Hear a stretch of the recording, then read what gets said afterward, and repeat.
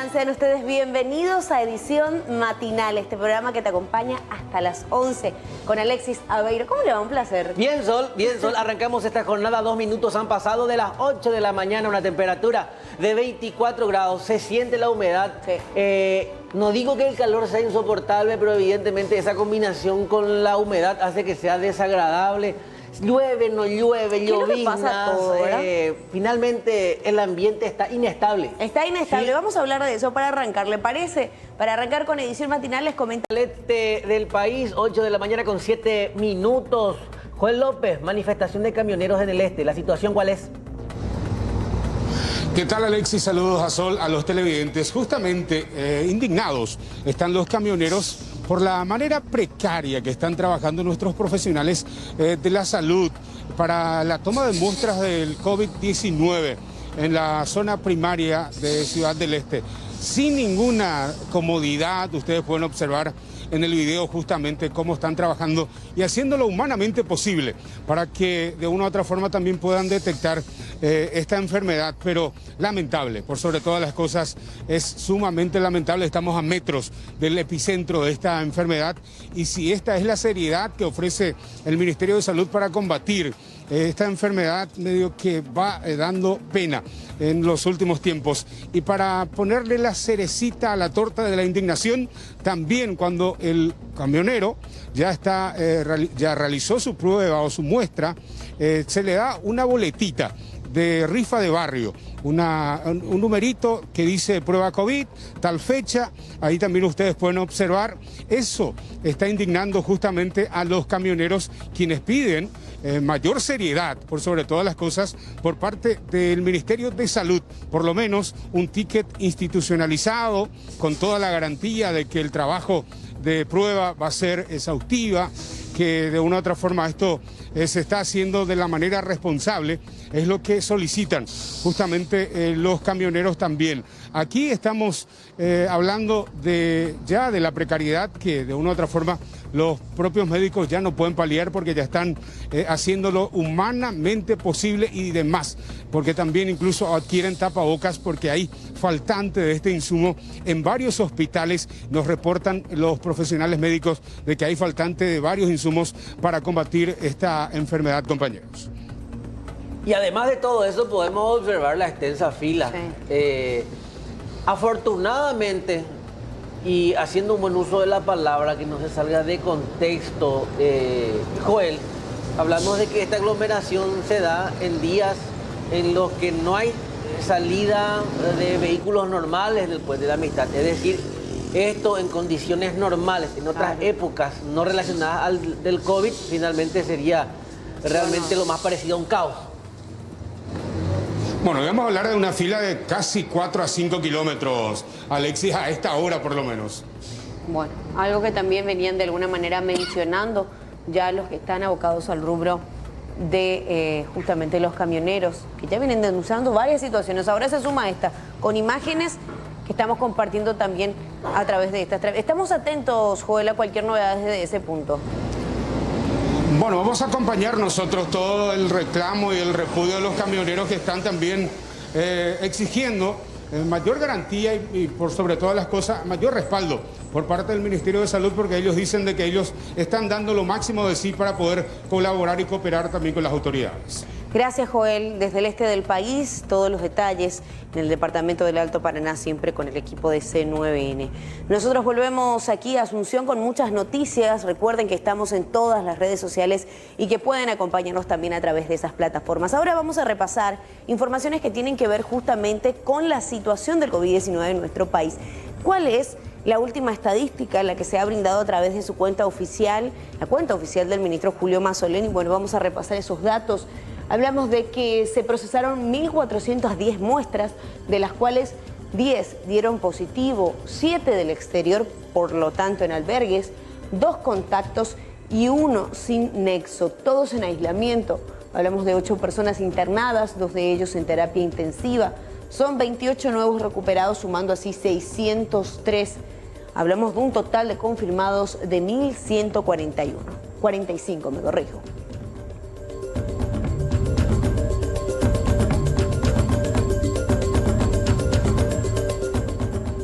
Bueno, vamos a hablar ahora de los detalles generales en nuestro país. Se han realizado en total 38.945 muestras, de las cuales 37.800 dieron negativo.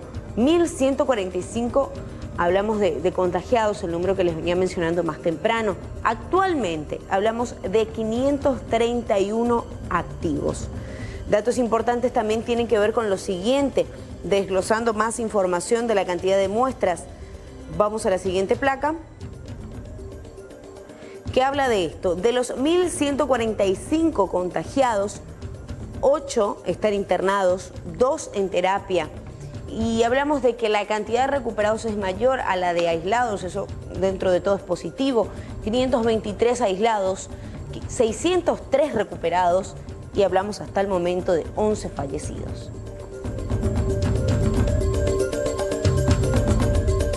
Y si hablamos de dónde provienen los contagios, la gran mayoría son contagios que obviamente se dieron por algún contacto en el exterior, 824 para ser precisos, 247 que tuvieron un contacto con casos anteriores y sin nexo hasta el momento hablamos de 74.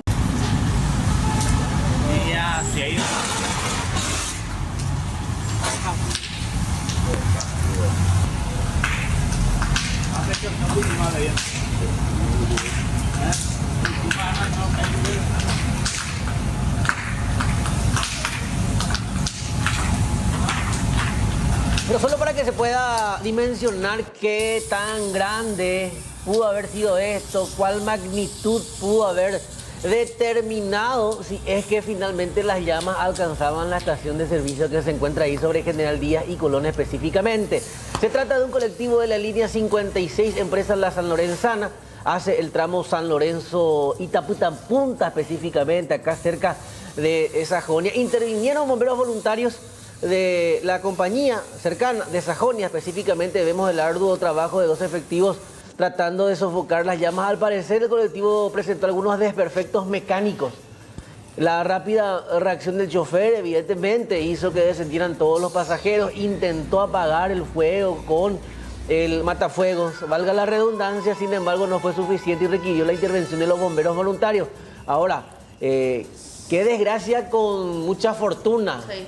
Porque está ahí a pasitos de la estación de servicio. Pero frente a la estación de servicio prácticamente se quedó. Si te fijas en una de las imágenes, ¿sí? Desde la estación de servicios están también tirando agua. El personal que cuenta con las medidas contra incendio también intentan sofocar las llamas. Y eso ya es paliativo, o sea, ya forma parte de la contención de la estación de servicio que en todo momento trató de evitar su personal que el fuego se extendiera a lo que es el edificio contiguo y precisamente la estación de servicio. Imagínense, íbamos a estar hablando de otra situación, de otro panorama. Afortunadamente esto pudo ser contenido. Ahora lo importante también es resaltar, ninguna persona salió herida ni nada por el estilo, que es finalmente lo central. Solo que nos vuelve a poner en tela de juicio, o empezamos a volver a debatir qué clases de vehículos son los que están circulando por Asunción, Gran Asunción, y ni qué decir, ¿verdad? Los colectivos internos de las comunidades.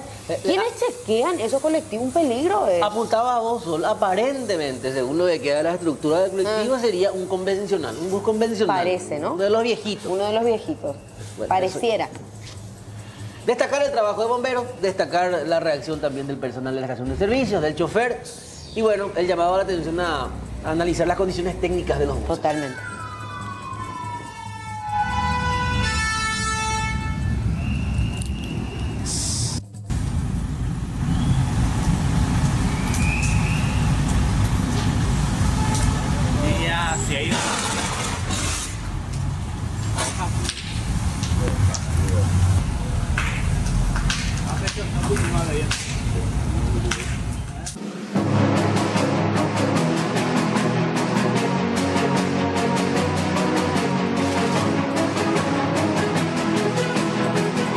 Ocho de la mañana, 17 minutos, muchas informaciones que vamos a estar compartiendo con ustedes en vivo y en directo. Rápidamente, a partir de las 9 de la mañana la Comisión Bicameral de Presupuesto analiza, la Comisión de Hacienda analiza finalmente la utilización de los recursos jubilatorios del Instituto de Previsión Social. Para tal efecto convocó al titular del IPS. Los fondos jubilatorios no se tocan. Estamos nosotros. Esa es la consigna. Claro. Sí. Pero bueno, esto ya motiva una manifestación. Emi, ¿cómo te va? Buen día. Buen día, Alexis. Un saludo cordial a Sol y a todos los televidentes. Y efectivamente, eso es lo que moviliza hoy a este grupo de jubilados aquí en la Villa IPS. Están ya a punto de moverse rumbo hacia la costanera de Asunción. Van a hacer un recorrido manifestando este clamor de no tocar los fondos jubilatorios. Recordemos que ayer, en estos días nada más, se anunciaba de la peor crisis bancaria del IPS, con la reducción de los aportes de más de 100 millones de guaraníes. Ante esta situación se plantean tres opciones: pedir créditos al BNF para poder sostener el programa de salud hasta fin de año, exigir al gobierno, esa sería la segunda opción, que salde la histórica deuda de 400 millones de guaraníes, y por último, tocar los fondos jubilatorios. Esto sería en caso extremo, que ya se encuentran blindados por ley, reservas técnicas serían estas, y se requiere una modificación legal que autorice esta inversión a través de fiducia. Así que vamos a ver qué dicen ellos. Están por moverse, ellos no van a permitir que estos fondos sean tocados, y hoy se movilizan. Todo el personal también de IPS está atento a todo lo que surja el día de hoy. Doña, van a moverse, ya están a punto de moverse. Ahora ya vamos a movilizarnos para poder ir a encontrarnos con los compañeros médicos y lo del interior. El clamor de ustedes hoy, Netamente que no se robe más la plata de los jubilados. Queremos que los jubilados tengan medicamentos, queremos que ellos sean los verdaderos dueños, porque verdaderamente nosotros los jubilados somos los verdaderos dueños y los aportantes. El gobierno no consultó con nosotros qué iba a hacer con nuestra plata. Solamente los ladrones que se usurpan este país hermoso que tenemos. Por más de que haya mucha necesidad, si la hambruna se solucionó con las ollas populares, el gobierno hace caso omiso, porque la idea de ellos es que los ancianos mueran todos antes de tiempo. para decirles, dicen que este fondo jubilatorio ya hace mucho fue tocado por estas autoridades. Maligno López es el bandido y el peor ladrón, el saqueador de la plata de los jubilados. Así es, hermana querida, y vamos a luchar hasta donde nuestra salud nos dé posibilidad. ¿Jubilado usted? O sea, Todito, no, las personas van a estar allá en el Parlamento, en la costanera. Ellos ya nos están esperando ahí. Acá salimos toditos jubilados. Todos jubilados. A vos, mamita, muchas gracias. esta movilización de los jubilados, quienes ustedes ya escucharon, van a encontrarse con otro grupo de manifestantes en la costanera de Asunción. Aquí vamos a escuchar a una de las dirigentes. De sus propios vehículos, compañeros, porque nosotros somos trabajadores, que lo que tenemos no le hemos robado a nadie. Hemos trabajado, aportado más de 30 años para que hoy Silvio Velar Trato Apuá quiera sacarnos nuestros aportes. Fuerza, compañeros, una prueba de la bocina.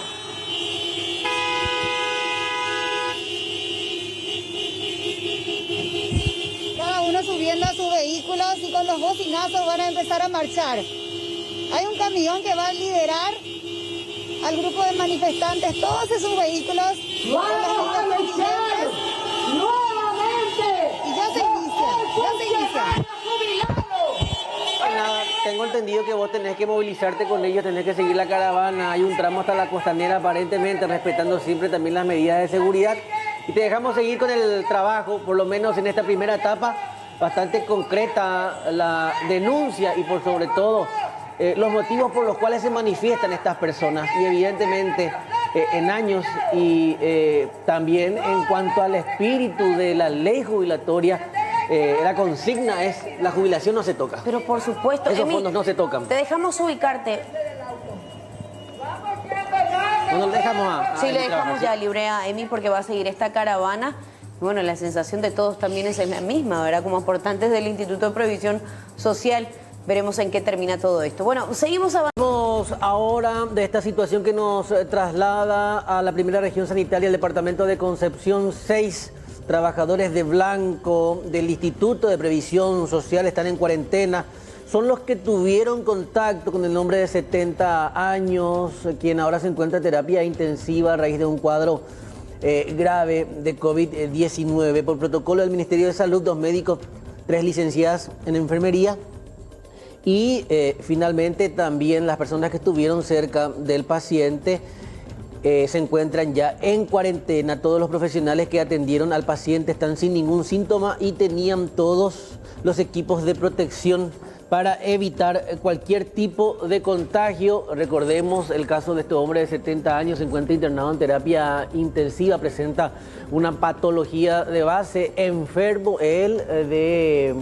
diabetes, presentó una descompensación y complicación a raíz de su patología de base, motiva una consulta y finalmente se constata que también era COVID positivo.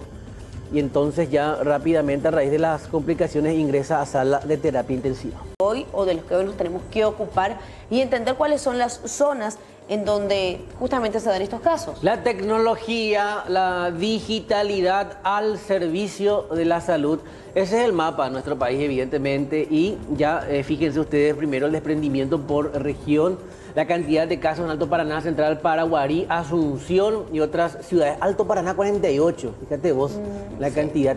Central 35, Paraguarí 34, Asunción 13. Que son los activos, siempre son recordamos. Activos, son personas que actualmente están con la enfermedad. Con la enfermedad, sí. Porque hablamos de que hay más de 600 personas que ya se han recuperado, eso es lo positivo. En Canindeyú 2 casos, en Concepción hablamos de 2 casos, Amambay, Caguazú, Cordillera y San Pedro 1 caso cada uno respectivamente. 38.942 son las pruebas realizadas hasta la fecha. El desprendimiento por ciudad, o sea, tenemos Asunción, claro, que es capital, en Central, y ahí vamos llegamos a Capiatá, 15 casos activos en la comunidad. Capiatá creo que es uno de los puntos más afectados de Asunción, Central. 13 puntos.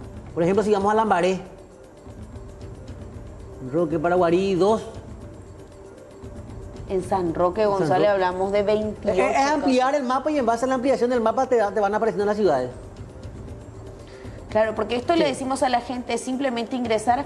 Es el sitio web del Ministerio de Salud Pública, compañeros. Sí. Ahí simplemente uno ingresa y tiene la posibilidad de acceder a esta información.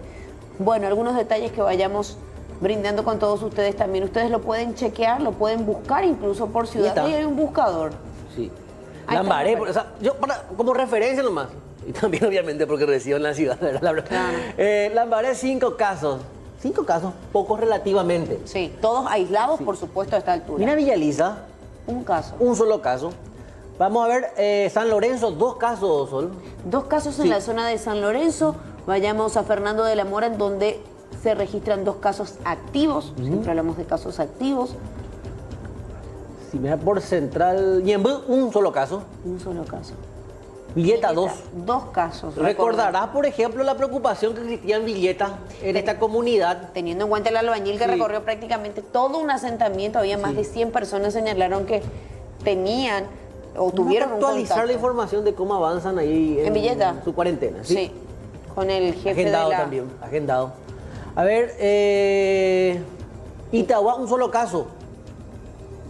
Ariguá también un solo caso confirmado, por lo menos activo en estos momentos. A ver, Mariano Roque Alonso, por ejemplo, todavía no vi. Ahí está, 2 casos en esa ciudad. Limpio. Ahí está Yaguarón. Yaguarón, que es ya departamento de Paraguarí, 1 caso. Villa Elisa ya pasamos, Lambaré ya tenemos, Ñemby ya tenemos. Luque, 2. 2 casos en Luque. Decíamos... San Roque, González, reiterar uno de los puntos donde hablamos de más casos confirmados 28 activos, total, ¿verdad? Sí. Y así uno puede ver todo. En el Chaco, obviamente sabemos que hay menos casos. 3 casos. Yaguarón, San Roque. ¿Nos pueden pasar? ¿Cuál sería el sitio web, compañeros, para que la gente pueda ingresar? En la página del Ministerio de Salud. www.ms.gov.py.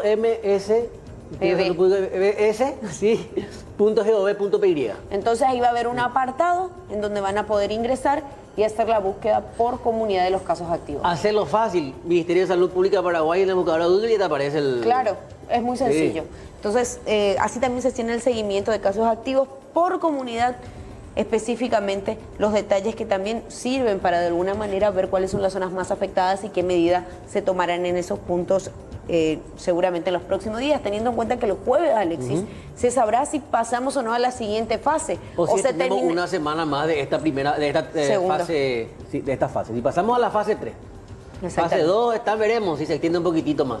Hay mucha preocupación con respecto a ese tema en específico.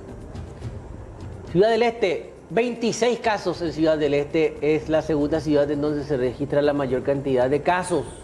Hernandarias son 15 casos activos en la comunidad actualmente. La comunidad es, independientemente de los casos de albergue. Claro, eso es aparte, estamos hablando de casos comunitarios. Juan León Mallorquín, un solo caso. Un solo caso. Caguazú, que es uno de los puntos más afectados, Caguazú. Ahora tenemos un solo caso. Sí. Mira. Capi Ibarú, San Pedro, un caso. Curuguatú, Canindeyú, 2. Pedro Juan Caballero, caso activo, un solo caso. Y fíjate vos la preocupación que había por el cruce de la frontera seca. Claro, porque estábamos hablando de la permeabilidad de esta. Que y fíjate vos ahora que y pasaban. Y Orqueta, exactamente, departamento de Concepción, un caso. Y así pueden ir recorriendo cada uno de los departamentos. Información Chaco no hay. A ver el Chaco. Casos activos en allá. Comunidad.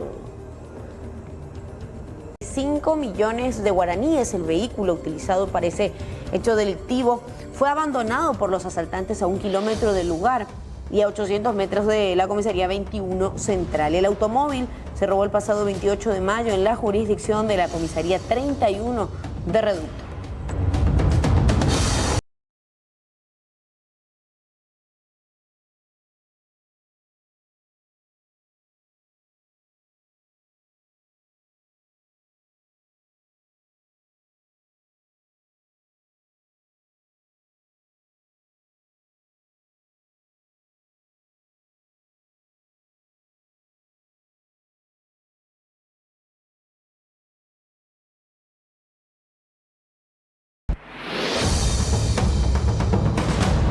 Casos policiales que nos trasladan hasta la zona de Fernando de la Mora, zona sur, específicamente la jurisdicción de la comisaría 11 de Arroyo Seco. 2 detenidos, uno de ellos luego de que asaltara a una mujer. El segundo también aprehendido luego de que la policía constatara que este tenía una orden de captura. Comisaría 11 de Arroyo Seco para conocer la situación de 2 personas aprehendidas, una en este caso por tratar de despojar de sus pertenencias a una mujer, el otro tenía en su poder un arma blanca. Tuvimos un caso de intento de despojo en zona sur de Fernando de la Mora, específicamente sobre la calle Algodonales y Progreso, donde se le aprendió a un sujeto ya mayor de edad por intento de robo agravado prácticamente, ¿verdad? Intentó despojarle de su cartera a una persona femenina y gracias a la reacción rápida de los vecinos se logró aprenderlo y dio aviso a la policía y fue trasladado en este lugar y ya en este horario ya a disposición del Ministerio Público. ¿Esta persona cuenta con antecedentes? No, según datos informáticos él mismo no cuenta con antecedentes y como así también ya a esta altura ya la víctima ya realizó ya la denuncia pertinente, se le devolvió totalmente sus pertenencias a la víctima y ya el sujeto se queda con nosotros. ¿El nombre del sujeto aprendido? Sí, un ratito, el nombre es Germán Adolfo Mareco, 33 años de edad. Y en este caso hay otra persona que en un procedimiento se logró aprenderlo. Sí, ese es acá, zona de Avelino Martínez, un poco más hacia el bajo. Se logró verificar a un sujeto, tenía un arma blanca consigo y verificamos su dato informático también, tenía antecedentes, varios antecedentes, pero ya no cuenta con orden de captura. Estas 2 personas fueron puestas a disposición del... Morro, ¿cómo te va, Fer? Buen día. ¿Qué tal? Buen día, Alexis Solange. El saludo también para todos los televidentes. Así mismo, está causando mucho que hablar. De hecho, conversábamos hace un momento nada más con el gerente de prestaciones económicas del Instituto de Previsión Social, el abogado Pedro Ale, que lo que nos decía era que están viendo varias posibilidades para salvar lo que son o lo que es el Fondo de Salud del Instituto de Previsión Social. Una, y tan solo una de esas opciones es la que ahora está causando mucha controversia, porque se trata de usar los fondos jubilatorios, o por lo menos la renta que generan estos fondos jubilatorios que están en varios bancos de plaza e incluso financieras de nuestro país, para lo que es una inversión en salud. Muchos hablan de que lo que en realidad se quiere hacer es pagar salarios de funcionarios públicos con estos fondos jubilatorios. ¿Por qué nos afecta? Porque se trata de dinero de todos los aportantes desde el IPS que se van generando vía los aportes de cada uno de ellos mes tras mes. Es por eso que directamente están preocupados en este caso de que se use ese dinero que finalmente es para la jubilación de todos nosotros que contribuimos al IPS en algún momento. Con respecto a eso, hablábamos con el gerente de prestaciones económicas. Decíamos, están barajando 3 posibilidades. La última, para el IPS, la opción más extrema sería el uso de estos fondos jubilatorios. Escuchemos un poco parte de esta entrevista que hacíamos al abogado. Emergencia, abogado, ¿qué tal? Bueno, la posición que tiene el instituto propiamente desde el punto de vista técnico, finalmente la competencia superior está en el presidente y en el consejo, pero desde el punto de vista técnico, como vemos nosotros, que el seguro de salud está teniendo graves problemas de financiamiento debido al desaceleramiento económico laboral que ha disminuido los aportes en un 43%. Esa disminución de aportes no afecta significativamente al seguro de pensiones, al fondo de pensiones, porque tiene reservas técnicas, tiene ahorro.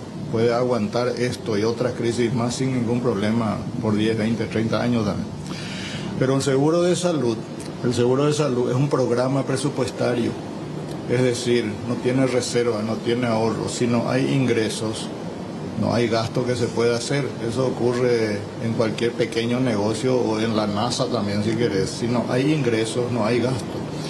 Pero en tema de salud no poder decir no hay gasto, porque implica atender la vida de la gente. Eso tenés que seguir prestando los servicios, dando los medicamentos, pagando el salario del médico, comprando el repuesto para la ambulancia, medicamentos, todo. Pero no entra la plata. Sencillamente porque se redujo casi en un 50%. ¿Cuáles son las alternativas que maneja la superioridad? Hablo del presidente y del consejo. Y varias alternativas de refinanciamiento.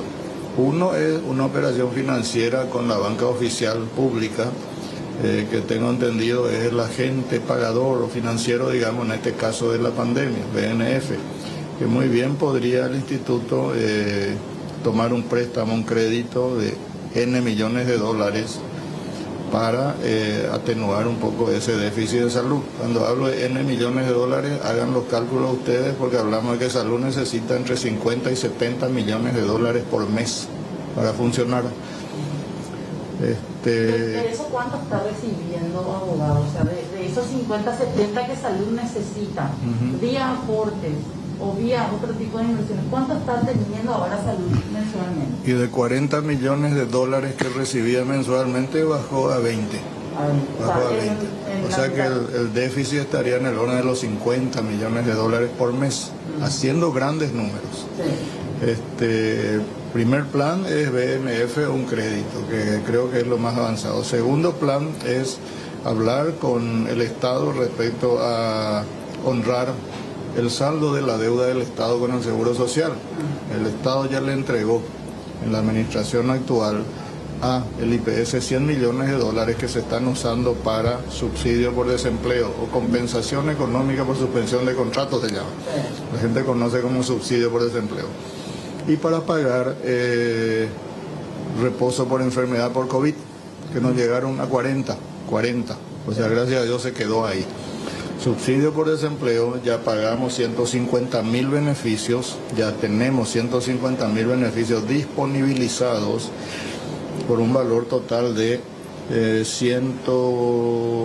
30 millones de dólares. 30 millones de dólares, quedan 70 pero esos 70 no se pueden usar en otra cosa, solamente en eso, porque así dice la ley de emergencia sanitaria. O sea, no se puede destinar esos 70 millones a fondos de salud, por ejemplo. No se puede destinar, eso es para esos dos beneficios y con toda seguridad hasta el último dólar se va a entregar a la gente vía un tercer pago o vía otras modalidades. Para eso es, para eso se va a cumplir. Existen otras alternativas, como es por ejemplo que el fondo de jubilaciones haga una inversión en el seguro de salud. Pero eso se puede hacer. No se puede hacer administrativamente, no es una decisión administrativa que pueda tomar el presidente o quien sea, es una ley, tiene que ser una autorización legal que te diga de las rentas del fondo de jubilaciones, no del capital, de las rentas producidas por el fondo de jubilación en tal periodo, usa un tanto por ciento para salvarle a salud este año hasta fin de año. Ese es el gran debate que debemos plantearnos. No es si se puede por una ley. Ahora la pregunta es cuál es el escenario que vamos a hacer, y el escenario es salvar al seguro de salud. ¿Y cuál es el riesgo que se puede llegar a tomar a usar ese dinero que finalmente va a los aportantes para invertir en salud? ¿Podría haber riesgos en eso también? Mira, riesgos siempre hay respecto a los fondos de jubilación. En la década del 90 el fondo de jubilaciones tenía el 100% de su capital en los bancos. Y era muchísima plata. ¿Y qué pasó? Cayeron los bancos y perdimos el 70% de las reservas porque teníamos todos los huevos en la misma canasta. Eso pasó en la década cuando se dio la caída de los bancos. En este momento todo el dinero de IPS está en la misma canasta. En el sector financiero bancario nacional está todo otra vez, 2.000 millones de dólares. Una riqueza grandiosa. Está ahí. Ojalá no caigan los bancos. Ojalá no vuelvan a caer los bancos. Pero ¿qué pasa si se utiliza esta cantidad de dinero, abogado, y después resulta ser que esto se extiende? Esperemos que no, obviamente, pero se extiende, salud necesita otro salvataje, el dinero termina yendo directamente a este tipo de inversiones. Por eso el planteamiento es no es utilizar ese dinero, es utilizar el planteamiento de un proyecto de ley que creo está en el Parlamento, es utilizar parte de las rentas que genera ese dinero. ¿Y cuánto más o menos? Y podrían ser, no sé, depende, pero no quiero dar números porque eso es sentarse a hacer números y no estoy haciendo números yo. Pero es parte de las rentas que genera ese dinero colocado en el sistema bancario generando cortoplacismo, financiando cortoplacismo, la compra de la moto, la compra del plasma, utilizarlo en la salud de la gente, parte de las rentas. Está mal o está bien y que la ciudadanía lo diga, pero es la última alternativa, es una alternativa, habrá que analizarla. Yo te digo una cosa y hago el siguiente razonamiento desde la gerencia que me toca coordinar. Yo te garantizo a vos y a él y a todos que te voy a jubilar en 5 años, 10 años, 15 años y que te voy a pagar tu beneficio hasta que te mueras también por otros 40 años. Te garantizo, porque el Fondo de Pensiones tiene la espalda financiera para eso. Pero no te puedo garantizar hoy que vas a llegar viva a ese momento. Entonces, ¿cómo salir de esa disyuntiva? Sí, Aníbal, te escuchamos. Sí.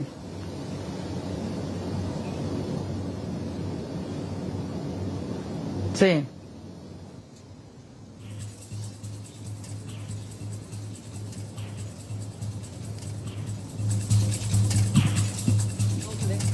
Vamos a Pedro Valle, bastante determinante en el sentido de que administrativamente no se pueden habilitar los fondos o los recursos jubilatorios, esto a través de una ley, pero eso es lo que se pretende finalmente. Claro, hay un proyecto de ley. A un proyecto de ley, hoy va a ser dictaminado, se va a analizar en Comisión de Hacienda y en base al dictamen finalmente se irá analizando esto en el Congreso Nacional. ¿Está Fernanda? Teniendo en cuenta, reiterar, ¿verdad?, que esto ya ha generado un movimiento intenso en cuanto a manifestaciones. Estas imágenes que estamos compartiendo con ustedes eran hace unos minutos atrás. Ya nos imaginamos que se está movilizando con dirección a la costanera de Asunción y posteriormente frente al Congreso también, teniendo en cuenta esta medida que, bueno, se va a estar analizando hoy. Reiteramos este proyecto de ley presentado por el senador Beto Ovelar y con quien intentaremos seguramente charlar en medio de la jornada de hoy martes. Plantea 2 criterios a disponer de los recursos, hasta el 100% de las rentas obtenidas por las inversiones y colocaciones financieras realizadas por el Fondo Común de Jubilaciones y Pensiones correspondientes al balance del ejercicio del año 2019, del total de fondos colocados a la vista del sistema financiero y bancario, hasta el 15% del total de las reservas técnicas correspondientes al balance del ejercicio 2019. Dichos recursos serán destinados a los gastos que garanticen la sostenibilidad del Instituto de Previsión Social. Proyecto de ley que busca disponer de los fondos jubilatorios del IPS para enfrentar la ley de emergencia. Es decir, para adherir este recurso a la ley de emergencia que ya fue aprobada, evidentemente, cuando empezábamos a tener el problema del COVID-19 en nuestro país. Fernanda. Sí, y lo que decía con respecto a todo este tema, Pedro, Jale y Alexis, es que en realidad lo que tiene que ver con el fondo como tal, el dinero como tal de los aportantes, en sí no se va a estar en este caso usando o gastando, sino que la lo que reserva se utilizará es la renta que genera, claro, es la renta que va generando en los bancos, en los que están estos más de 2.000 millones de dólares, dicen. O sea, no esa ahora, plata, sino lo que tienen, el no, movimiento que genera esa plata. Sí, exactamente. Eso es lo que dicen desde aquí. Leyendo el proyecto también presentado por el senador Silvio Odelar, habla también de eso, pero habla, por ejemplo, de utilizar lo que tiene que ver con el fondo de maternidad y el fondo de reposo por enfermedades. Directamente imaginamos, las rentas que generan estos fondos son los que se estarían utilizando. Pero igual, decía y admitía el propio Pedro Jale, esto no se puede hacer de forma administrativa. Tendrá que existir este cambio mediante un proyecto de ley hoy día ya que se está tratando de manera virtual en la Comisión de Hacienda de la Cámara de Senadores, pero igual varios sectores políticos incluso se están manifestando en contra, porque la gran pregunta que se hacen es, ¿qué pasó de los 1.600 millones de dólares? Eso es lo que la gente se pregunta y dice, Dios mío, esto se está extendiendo cada vez más. Si no nos mata esta pandemia, nos van a matar todas las deudas que nos quedan después de esto, ¿verdad? Ni nuestros bisnietos van a seguir de alguna manera pagando todo lo que ahora nos estamos endeudando y encima tener que estar hablando de que se tocan de alguna manera nuestros fondos jubilatorios. Todos estamos así, todos somos asegurados aquí del IPS y estamos aportando, en mi caso ya hace casi 10 años. Sí, entonces todos los aportantes tienen la misma preocupación y además hay gente ya que jubilada depende neta y exclusivamente del dinero de su jubilación. O sea, genera preocupación la utilización de esos recursos. Siguiente dice, no vamos a usar la plata, no vamos a usar ese fondo, vamos a usar la ganancia o finalmente el interés que vaya generando esa plata, de eso vamos a sacar, pero bueno, igual, es plata que no va a estar ingresando a ese fondo. Alexis, y con respecto a ese tema, la pregunta que le hacíamos incluso a Pedro Jale en un momento era, pero ¿qué pasa si esto se extiende un poco más? ¿Qué pasa si en los bancos llega el problema económico, que esperemos que no sea así? O sea, ahí todo este proyecto y todo este tema de utilizar rentas finalmente caerá en detrimento de lo que son los fondos del IPS para asegurar la jubilación de todos sus aportantes. Ahora, ¿cómo recuperar la renta también? Que no hay previsibilidad económica. Claro, cubrir la espalda al Fondo de Salud hasta el final de año, dicen ellos. Pero ¿qué pasa si esto se extiende después de finales de año, si la crisis económica se agudiza? O sea, son preguntas como que quedan. Y lo que nos decía Ale es, bueno, y esperemos que los bancos no terminen colapsando también y no terminen cayendo como pasó hace algunos años. Son como preguntas que quedan latentes también después de esto, hasta ahora, y eso hay que recalcar igual. Desde el IPS, por lo menos la posición que nos daban desde Gerencia de Prestaciones Económicas era ese utilizar fondos jubilatorios, utilizar las rentas de los fondos, es la última opción que tienen. Sin embargo, ahora se está hablando como si fuera la primera. O sea, la primera opción que ellos tienen es pedirle un préstamo al BNF de unos 400, no recuerdo bien el monto, no decían, no especificaban, o que el propio Estado pague una deuda que tiene con el IPS, que es así, asciende a 400 millones de dólares, y hasta ahora el propio Estado no se pone al día para tener más dinero dentro de los aportes jubilatorios. Fer, nosotros nos ponemos en contacto contigo en instantes nuevamente. Muchas gracias. Excelente, hasta luego. Habla Andrés Jubetix. El IPS. Y estamos hablando de más de 1.800.000 personas que también, por ley, sería bueno que ellos se puedan acoger a este beneficio y aportar al IPS. Ahora, con respecto a los fondos jubilatorios, nuevamente, la consulta, ¿de qué manera pretenden discriminar cuánto es lo que se va a utilizar a los fines de esta pandemia en particular o de esta emergencia? ¿De qué manera se va a utilizar? ¿Si van a utilizar el capital o los intereses? ¿Cómo se va a discriminar? Está el monto cercano a 450 millones de dólares y está previsto que se utilice el 100% de las utilidades que se obtuvo en el año 2019, que representa un monto cercano a 150 millones de dólares, y el 15% de las jubilaciones propiamente dichas, de los fondos jubilatorios, que están en el orden de 300 millones de dólares. Si sumas ambos, te da 450. Pero aclaro, es como una línea de crédito. Si en el mes de agosto nuestra recaudación mejora y en vez de tener una pérdida del 40%, tenemos una pérdida del 20%, entonces vamos a solicitar a los fondos solamente el 20% de lo que nos faltó. Y así sucesivamente hasta el término del ejercicio 2020. Para entenderlo, IPS, así en términos sencillos, sería una especie de circuito de préstamo dentro del IPS. Por medio de una ley.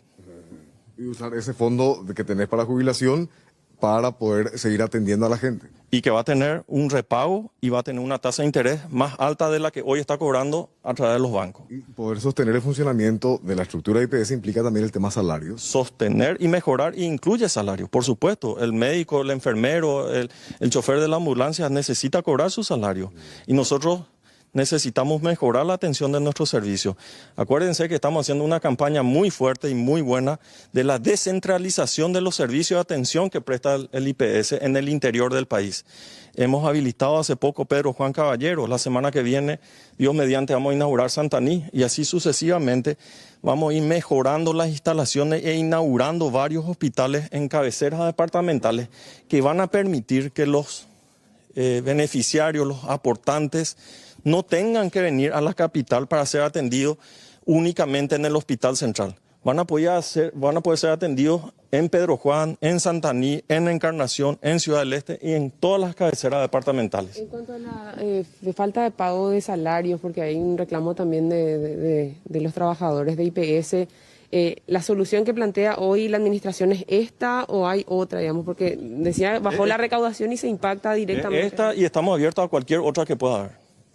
¿Y cómo se va a ir recuperando, presidente, después esa plata utilizada del fondo de jubilaciones? Porque decían, ¿verdad?, los que defienden que tarde o temprano se tiene que volver ese dinero, ¿verdad?, con el aporte que se va a estar realizando posteriormente de las empresas que ahora no están aportando. Bueno, brevemente te respondo. Y para que siga funcionando tu sistema de salud. Vamos a recuperar con la financiación de los 18 meses que se le dio a los empresarios y se va a incorporar también un nuevo grupo de gente que va a aportar. Los empresarios, los funcionarios públicos, los profesionales independientes. Va a haber un grupo nuevo que se va a incorporar como aportante y vamos a dar un salto de 700.000 personas, podemos pasar al 1.000.000.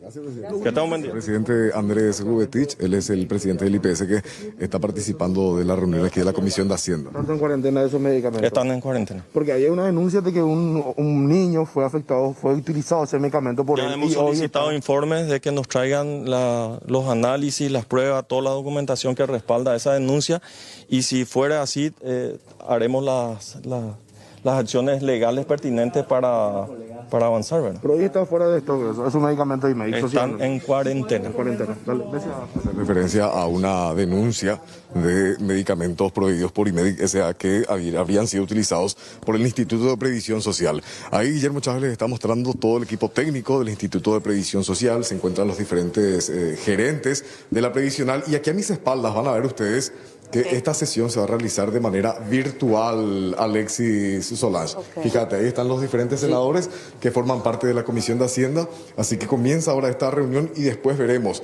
si es que finalmente resuelven aprobar o rechazar el dictamen con la postura de esta comisión que luego tiene que ser tratado en el Pleno del Senado. O sea, no es que ahora ya se va a tener la última palabra. No, claro, son trámites, son procesos que se van a ir dando. Claro, y después, Alexis Sol, más adelante me gustaría, cuando tengamos más tiempo también, entrar con ustedes y hablar del proyecto de ley. O sea, les quiero detallar y explicar un poco bien lo que dice el proyecto de ley para que también la gente pueda tener una idea de qué es lo que va a pasar con el tema de fondos de Con respecto a ese punto, Mariano, yo sé que manejas muy bien el día. 100% de los recursos de las rentas, o sea, de las ganancias, de la utilidad de las ganancias obtenidas de esa plata que está depositada en bancos. Otro 15% de los recursos genuinos. Ahora, cuando vos le preguntabas de dónde, bueno, o cómo se irá a recuperar, él te hablaba de una especie de reingeniería, préstamos dentro del IPS entre sí que ayudarían o darían sustentabilidad a este proyecto. O yo entendí mal o se entiende así. Hablan también de la incorporación de funcionarios del Poder Ejecutivo, Poder Judicial, ir ampliando un poco lo que tiene que ver con la cantidad de asegurados que a través de esta ley se van a convertir en aportantes con un pequeño porcentaje de su salario mensual, y eso va a garantizar, en teoría, que IPS pueda tener mayor ingreso al mes. Se hablaban de aportes del 5, del 10% justamente de estos funcionarios, era lo que me estaba mencionando, creo que lo estaba leyendo justamente ayer, pero esos detalles yo creo que lo podemos repasar uno por uno también, Mariano, apenas ya la producción nos permita, porque la gente obviamente está pendiente de esto. Uno dice, bueno, se van a usar los fondos jubilatorios del IPS y dice, ¿en base a qué? ¿En base a qué? Porque ya nos estamos endeudando con 16.000 millones de dólares. ¿Qué es? O sea, esas son las preguntas que hablamos de mucho déficit. Demasiado, demasiado. Es por eso que la situación es entendible. En líneas generales. En líneas generales, sí. Y queremos ir a los detalles apenas podamos, Mariano, así que en instantes volvemos contigo, si te parece. Realmente este tribunal, cierto y concreto, es que de esta manera ratifican la prisión de Miguel Cuevas y él permanecerá en la agrupación especializada. Claro, recordar, imputado por varios hechos que tienen que ver justamente con la utilización, ¿verdad?, de dinero, de cosas irregulares. Aquí tenemos justamente todas las imputaciones para ir repasando. Y ya, ¿desde hace cuánto ya está en la agrupación especializada? Y más de 3 meses aproximadamente. 3 meses aproximadamente. Sí, hace más de 3 meses. Y hoy nuevamente se ha ratificado a través del documento que le veníamos presentando la prisión de quien en su momento fue el presidente de la Cámara de Diputados, En su momento, legislador oficialista del departamento de Paraguarí, denunciado por irregularidades, además cometidas durante su administración como jefe departamental. Abogado Guillermo Duarte, ¿cómo le va? Buen día. Buen día, Alexis Solange. Un saludo para usted y para la audiencia. Abogado, ¿qué pasó con su defendido? Y se niega nuevamente el Tribunal de Apelaciones a estudiar lo que nosotros sostenemos. Hay un error de base en el cálculo del perito del Ministerio Público, y ahora el tribunal dice que no puede analizar eso tampoco. O sea, el juez no analiza, el tribunal tampoco analiza, y tenemos a una persona privada de su libertad por un error aritmético de un perito, ¿verdad? Pero ante esto lo que vamos a hacer es vamos a exigir el control judicial, que la Fiscalía le convoca a su perito, que el perito se rectifique o ratifique en su informe, y de ese modo ver de avanzar como un hecho nuevo, ¿verdad? Pues aquí lo que están queriendo es tapar el sol con un dedo. No quieren, sí. Abogado, para ser un poco didáctico, para entender punto por punto. Hablamos de un perito. De la Fiscalía. De la Fiscalía. Hubo un error en ese perito, y ese error es el argumento para, solicitar al Tribunal de Apelaciones las reconsideraciones necesarias, ¿no? Claro, y el Tribunal de Apelaciones nuevamente me dice que ellos, o sea, en primer lugar hay dos cuestiones acá en el Tribunal de Apelaciones. Que el Tribunal de Apelaciones resolvió esto con un magistrado, por ejemplo, que no asiste a su despacho, es decir, que no revisó personalmente el expediente. Esto es el doctor Carlos Ortiz Batio, que por cuestiones de salud y por cuestiones del COVID, él desde que comenzó la cuarentena no hace oficina. Entonces nosotros le habíamos planteado esta cuestión, que esa parte y que se integre con un magistrado que pueda ver, porque cualquier persona que lea los documentos que le presentamos se da cuenta que no tiene 36,5 hectáreas, que tiene 8 hectáreas nomás inmuebles, que no valió 545 millones, que valió solamente 35 millones, y que con estos errores no se puede sostener la prisión preventiva de una persona. Pero una diferencia abismal, abogado, en eso. Claro, es una diferencia abismal, y acá se están escudando, yo no puedo analizar si es así o no. Y entonces por eso mantengo nomás la prisión preventiva. Es realmente grave lo que está pasando, porque hoy es Cuevas, pero mañana puede ser cualquiera de nosotros, el que esté privado de su libertad sin que exista realmente una causa de justificación valedera.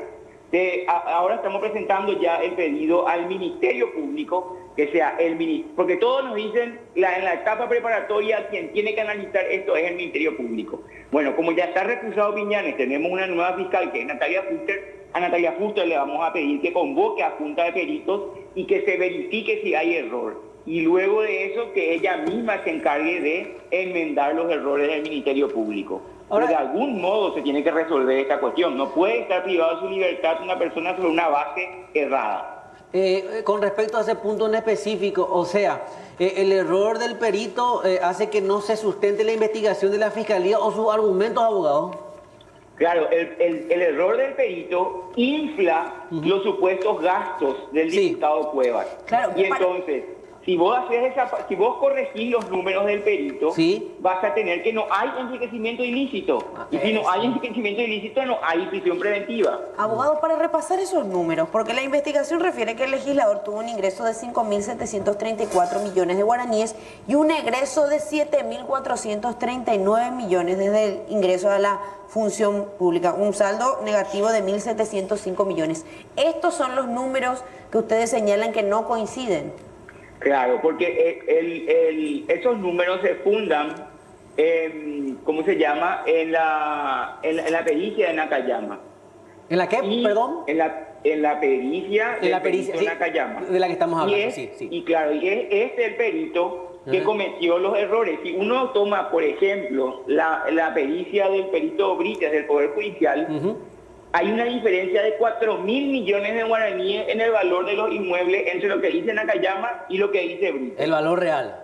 Claro, y entonces la pregunta es, las dos conclusiones no pueden ser correctas a la vez.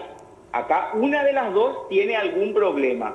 Y analizamos el peritaje de Nakayama y encontramos que en una sola finca él ya tuvo errores aritméticos. La finca tiene una superficie conforme al contrato privado que él mismo dice que analizó de solo 8 hectáreas. Y él pone en su informe 36,5 hectáreas. Ahí ya tenemos una diferencia de casi 1.000 millones de guaraníes en perjuicio de Cuevas. Y después, el valor de adquisición de ese inmueble. Él dice que conforme al valor de mercado, ese inmueble se pudo haber adquirido por 545 millones de guaraníes. Cuando que el contrato dice que se adquirió por 35 millones de guaraníes. Y si no se adquirió en el 2011, se adquirió mucho antes. Entonces, así ya tenemos prácticamente en una finca que eliminando esos valores, ya no existe la sospecha que sostiene el Ministerio Público. Abogado, con respecto a no hacer lugar a la solicitud, solo si podrías reiterarnos cuáles son los argumentos del Tribunal de Apelaciones. Bueno, en realidad yo considero que esta resolución es nula porque no hay voto mayoritario. Arnulfo Arias dice que hay que confirmar porque no se puede analizar básicamente esto de esta manera. Ortiz Barrios con otro argumento que tiene que ver con una cuestión de ley que la Corte ya dijo que en Ulises Quintana se pueden ir presos los legisladores, hay que confirmar. Y sin estudiar el tema de lo que él no pudo luego ver, que es el tema del error pericial. Y después Emiliano Rolón dice que tenemos razón y vota por la libertad. Entonces tenemos lo que se llama discordia. 3 votos distintos. No hay un voto mayoritario. No se adhiere un magistrado a otro. O sea, los 3 votos difieren entre sí. Los 3 votos dicen cosas diferentes, pero finalmente como hay 2 que tienen un sentido similar, ¿verdad? Pero por diferentes argumentos, ponen que en el resuelve se confirma el fallo de primera instancia, lo cual es un vicio de la sentencia también, que vamos a evaluar si reclamamos o no. En pocas palabras, por acercamiento, ya es abogado. Claro, pero lo que te digo es que en lo que todo el mundo coincide con la excusa que nos dan es que esto tiene que ser analizado en el Ministerio Público. Entonces hoy estamos presentando el pedido, ya presentamos luego al Ministerio Público el pedido de que sea la fiscal la que convoca a los peritos para analizar esta cuestión. Abogado Guillermo Duarte, gracias por su tiempo. Por favor, cuando gusten. Hablando acerca de esta situación, reiteramos, ratifican la prisión en función. Emi Báez siguiendo muy de cerca. Gracias, Alexis, Sol. Y estamos aquí en la Costanera. Ustedes pueden observar esta gran movilización de jubilados, personas civiles que se adhieren a decir, los fondos jubilatorios no se tocan. Están a punto de llegar al Congreso Nacional, la cita era para las 9 de la mañana, pero se juntaron todos y debido a eso están en estos momentos ya partiendo rumbo al Congreso. Vamos a escucharle al señor que quiere decirnos algo. Todos tienen ganas de hablar, también contar por la realidad, señor. Para Prato esto se merece, es un pobre desgraciado. ¿Por qué no le quita el sueldo a su señora a ver si le va a gustar para tocar la plata de los jubilados? Pero que se dejen de macanear estos ladrones, hijos de su madre. Es una vergüenza. El plantel de asaltadores del gobierno actual es una vergüenza. Jubilado, señor. Jubilado, y soy colorado y me avergüenza como colorado que ni un solo colorado quite la voz nacionalista para tratar de los problemas que nos agobian hoy en día. Los robos que se están haciendo desmedidos es una vergüenza. Marito tiene que dar vuelta al timón, o si no, el presidente actual del Congreso va a ser el presidente de la República. ¿Van al Congreso? Sí, vamos a llegar hasta ahí. Nosotros pacíficamente estamos haciendo, pero es una vergüenza. Esto tiene que dar un giro de 90 grados el presidente, o si no, él va a ser destituido. Muchas gracias, señor.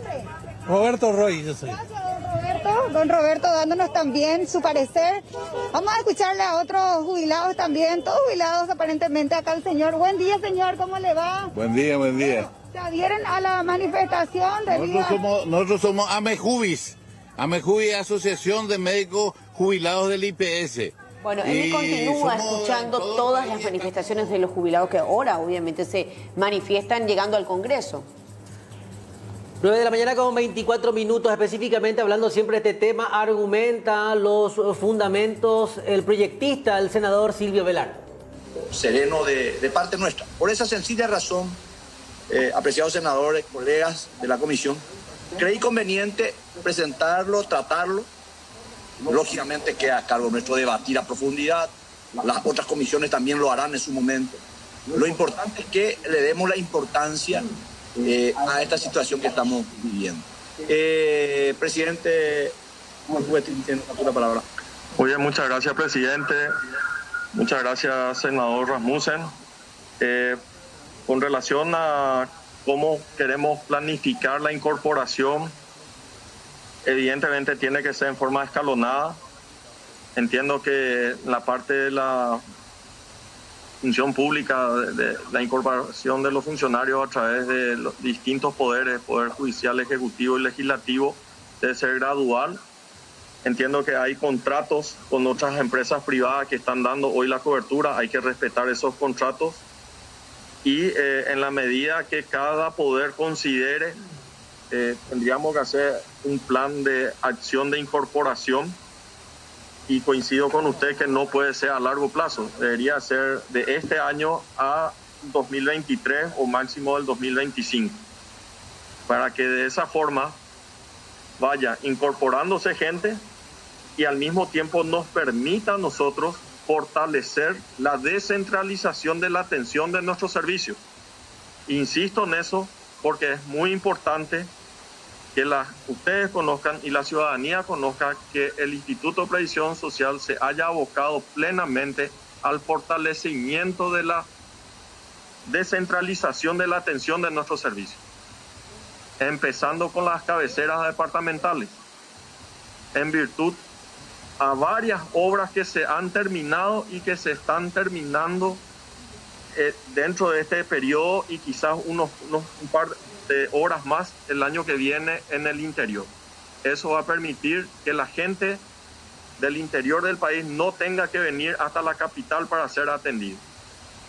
En paralelo a eso, estamos también buscando las herramientas tecnológicas que nos permitan hacer las teleconsultas, teniendo los profesionales en la capital de aquellas especialidades que no se cuenten en el interior del país. Ya tenemos varias pruebas que a la fecha han arrojado resultados muy positivos, como ser en la ciudad de Pilar, como ser en la ciudad de Encarnación y en otros nuestras ciudades del interior, donde ha dado muy buenos resultados y donde queremos invertir en tecnología que permita mejorar esa atención, sin implique el traslado de los aportantes y de los beneficiarios hasta la capital. Y tiene que ser en forma gradual. Eso hay que hablar con cada una de las partes. Hay que hablar con el Poder Judicial, con el Poder Ejecutivo, con el Legislativo, como así también hay que hablar con los empresarios, que creemos que también es un segmento importantísimo que deben de tener o deben de contar con la cobertura de salud, que hoy no lo tienen.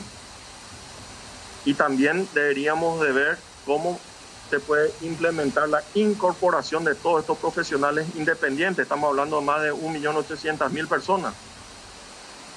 Y también deberíamos de analizar en forma gradual cómo podemos hacer que de cada 10 paraguayos trabajadores solamente declaran 4. ¿Cómo podemos aumentar? ¿Cómo podemos saltar de 4 a 6? Si 4 representa 700.000 personas, 700.000 aportantes, 6 sería la mitad más, sería 350.000 personas más, saltaríamos a 1.050.000 aportantes.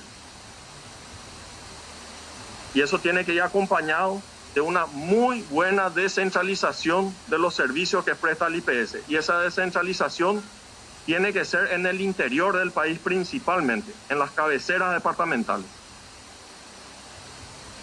Señor presidente, en las cabeceras departamentales. Señor presidente. Se concede el uso de la palabra al senador nacional Amado Florentín. Gracias, presidente. Saludo al presidente de IPS, Andrés Huetit. Realmente, creo que todos vamos a estar de acuerdo en que IPS sea el seguro de los funcionarios públicos. Pero en la... 9 de la mañana con 29 minutos, temperatura de 26 grados. Este es el análisis de un proyecto de ley que pretende la utilización de los recursos jubilatorios, las argumentaciones por una parte, y del otro lado vemos las manifestaciones que se llevan a cabo, evidentemente, de personas que están en contra de la aprobación de este proyecto. Contigo, Joel, ¿cómo estás? Sol, ¿qué tal? Saludos, un abrazo a Alexis, a los televidentes. Justamente nos encontramos en la subcomisaría 014 Norma Luisa, de la ciudad de Mingaguazú. Una forma peculiar de un presunto delincuente con varios antecedentes, más de una decena, actuó de una manera bastante inteligente. Contrató un fletero, lo menciona de que tiene un transformador. En un lugar indicado, allí se va esta persona a traer el transformador. Ya teniendo esa sospecha, comunica a la Policía Nacional. La policía corrobora esos datos y precisamente el transformador estaba siendo robado del lugar. Así que vamos a ingresar también al despacho del subcomisario para darnos más detalle. ¿Qué tal? ¿Cómo te va? Buen día. Buenos días, señor Joel López y su amable audiencia. Bueno, ¿en qué momento y cómo se logró la aprehensión de esta persona? Sí. El día de ayer a las 15:30 horas aproximadamente recibí en mi teléfono celular llamada telefónica de parte del señor quien se identificó como fletero y me manifestó que estaba transportando un transformador eléctrico trifásico que le mandó una persona a bajar de la columna en el kilómetro 16 de la ruta número 2, lado Mondaú. Inmediatamente procedimos a verificar el transformador y corroboramos que se había hurtado y se encontraba acompañado del señor William Alexi Vázquez, quien fue que le mandó a bajar el transformador. Esta persona cuenta con varios antecedentes. Este William Alexi Vázquez cuenta con 17 antecedentes por hurto agravado, 1340 y varias más. ¿Se incautó el vehículo, motocicleta y demás también del poder de estas personas? Efectivamente, se incautó una motocicleta de la marca Kenton y un camión grúa en que se está transportando el transformador y el transformador. Se comunicó al fiscal de turno y quien dispuso que todos los incautados y los aprehendidos sean derivados a su unidad fiscal. Muchas gracias también al subcomisario por estos detalles. Alexis, de una manera muy llamativa como actuó este hombre, mandando bajar de una columna del tendido eléctrico este transformador para transportar por varios kilómetros ya frente a la Policía Nacional justamente, y se pudo corroborar de que se estaba robando este transformador. Ahora, Joel, si hablamos de casos insólitos, ayer nos contaba de un hombre que quería robar una moto que estaba en la comisaría. Y ahora sí que este más avivado aún. Oyupico lunares o Mondacé transformador. Definitivamente la pandemia está sacando la inteligencia de los maleantes. La inteligencia, la creatividad, la destreza. Y ya buscamos, porque eso nos toca, ya están pelando toda la comisaría de la zona. Perdón. 17 antecedentes, señores. Imagen. Eso quería bajar el de la columna.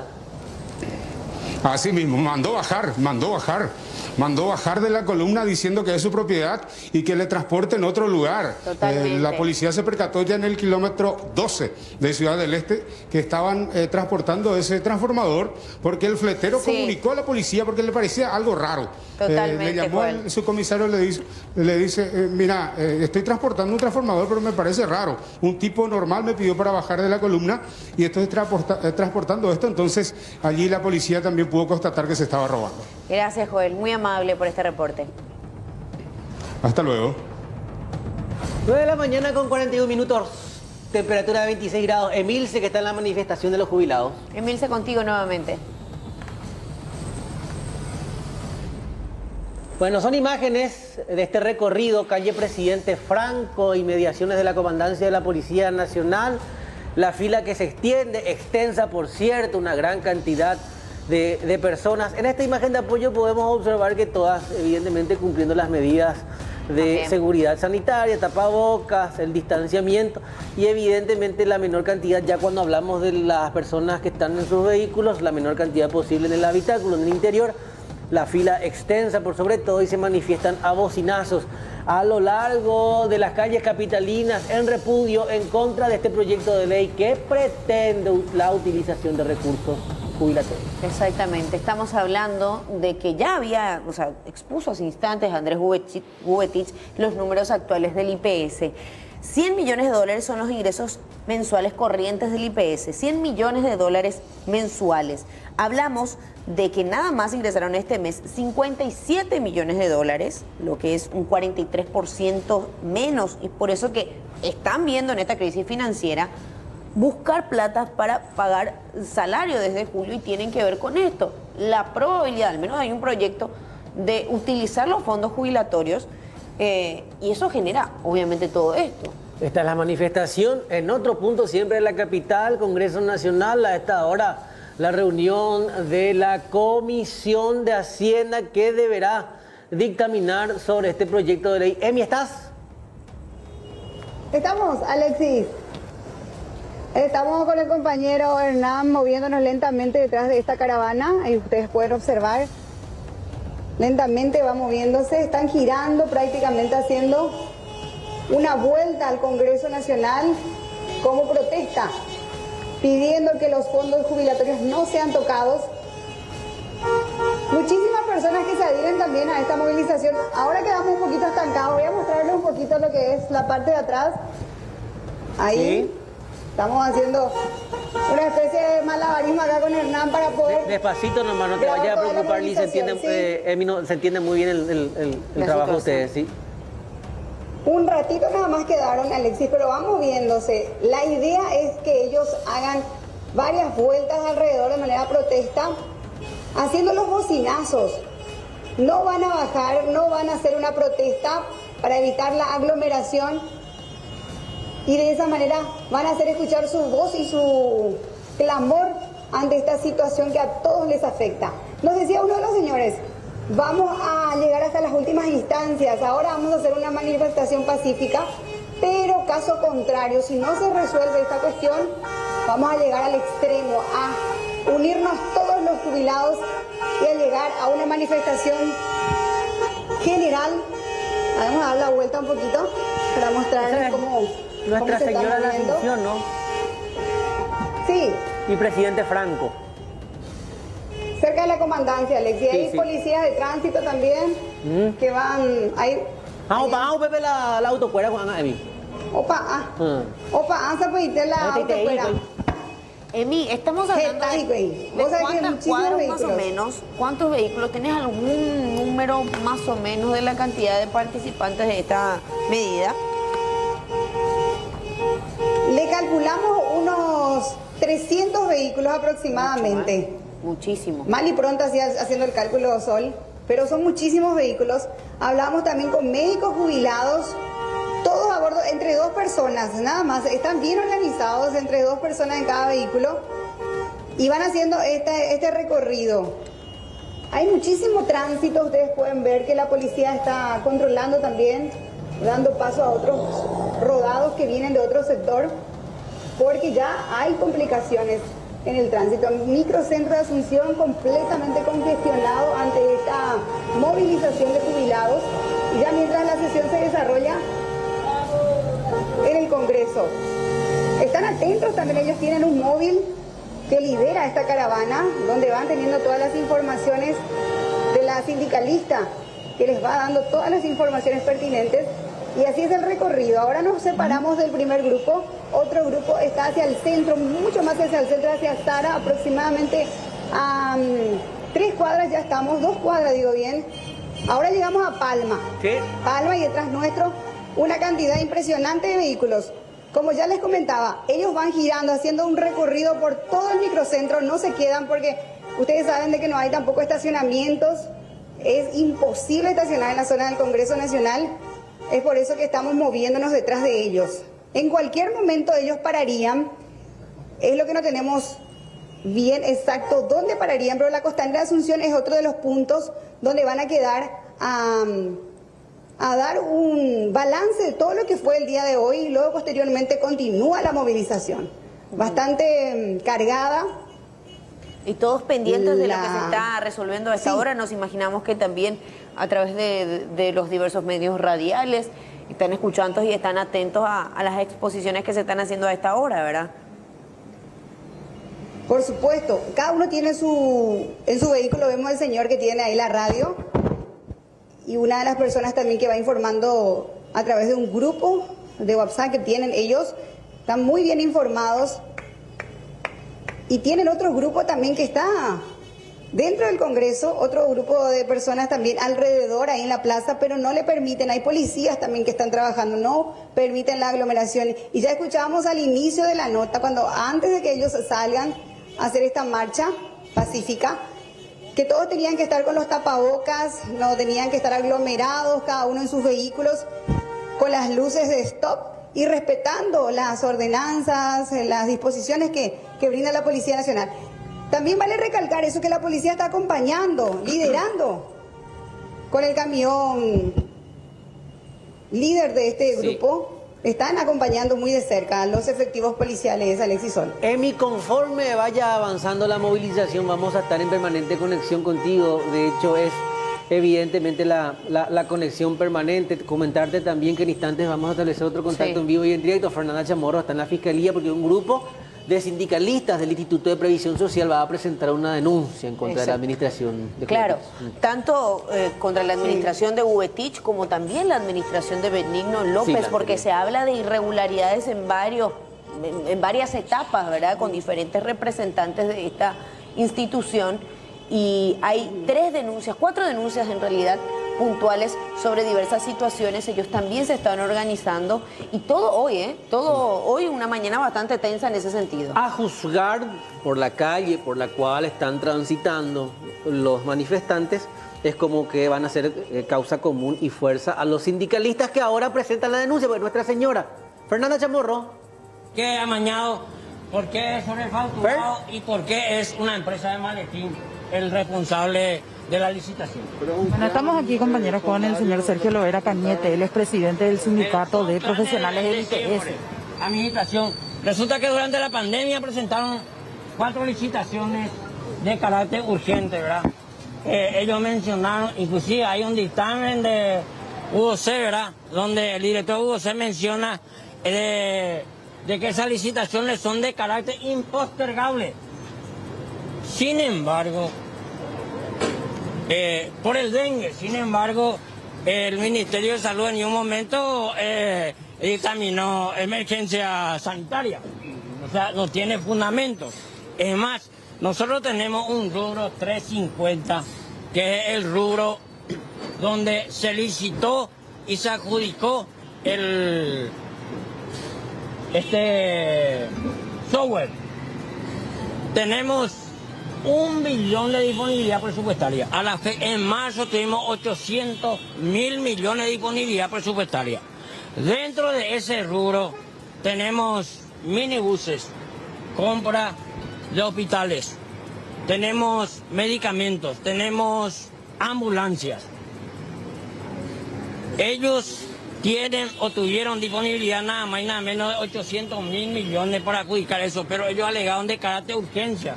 Sin embargo, con ese monto que adjudicaron, que son 39.000 millones, bien se podía hacer un hospital de contingencia, un hospital en Ciudad del Este de alta generación, tomando en cuenta que estamos en plena pandemia.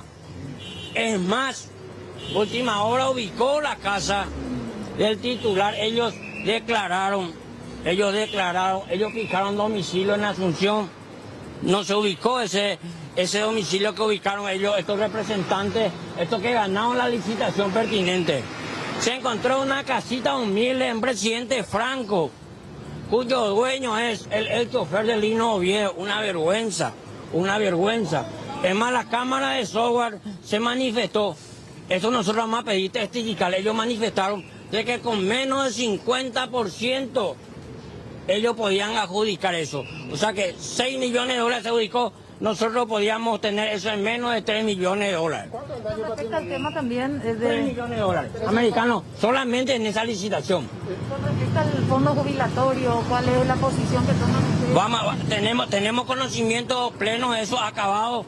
Yo quiero comentarte las 5 denuncias, vamos a ir por parte, después yo te voy a comentar lo de fondos licitatorios, los fondos de jubilación. Don Sergio Lovera, el monto total de las 5 llamadas que ustedes catalogan como irregular, ¿de cuánto es? Uno decía 3 millones. 3 millones de dólares. Mira que nosotros, mira que por decirte el minibus, nosotros sacamos solamente un ítem, ahí tenemos 3 ítems, solamente sacamos un ítem para referencia de la Fiscalía General del Estado. Nosotros no cuantificamos, solamente uno cuantificamos el daño patrimonial.